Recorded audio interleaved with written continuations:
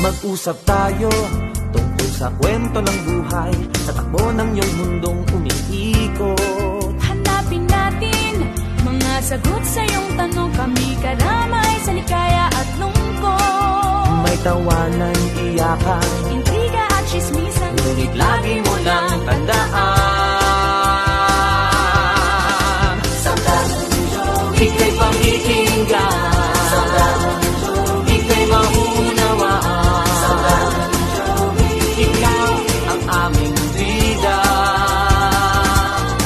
aming kapuso, saan ka man naroon, kahit hindi namin malilimot. Tara na't sumali, tayo'y magsama-sama, kasiyahan ang aming dinudulot. May kantahan, sayawan, bonggahan at kurmahan, ngunit lagi mo lang